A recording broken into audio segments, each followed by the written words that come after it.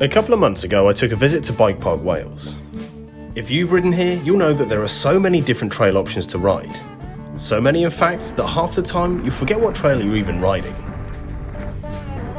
When you watch Bike Park Wales YouTube videos, you normally see a lot of footage from the classic trails like Terry's Belly, AC/DC, A470, Willy Waver, and the likes of Surfing Bird, to name but a few. All of these trails are absolutely spectacular. Yeah!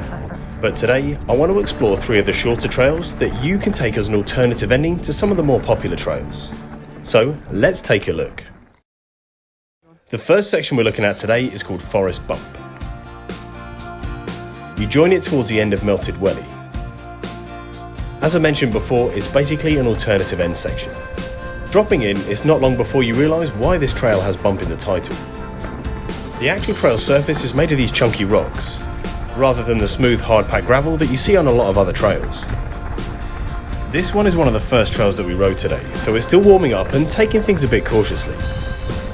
Forest Bump is a blue grade difficulty, so there's nothing that's going to catch you out on here. It's not as fast and flowing as some of the other trails, but it's meant as more of a technical blue. I included Forest Bump on this list because I think it's a hidden gem. Most people just hammer it down Melted Welly and don't even realise it's here. As far as trails go, it's pretty playful.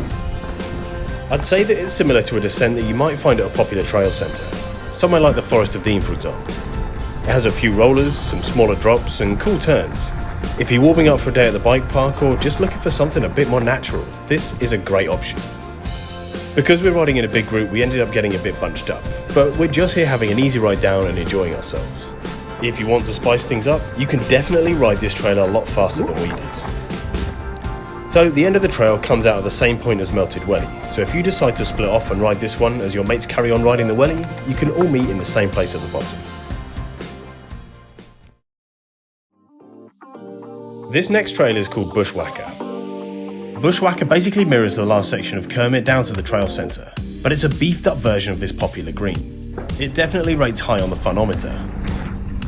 I had to include this on my list because it's a fast flowing trail with some huge berms and tasty corners. As a blue graded flow trail, this one doesn't disappoint.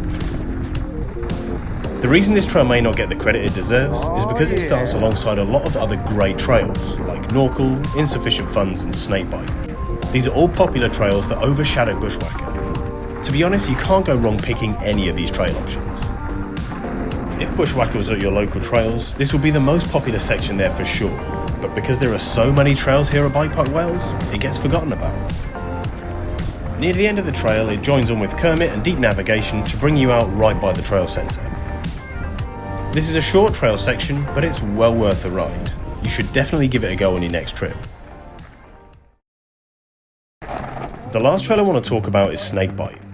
Now, I showed a clip of this in the previous video, so apologies to Jim for showing this again, but it's important to get the right entrance angle to Snakebite.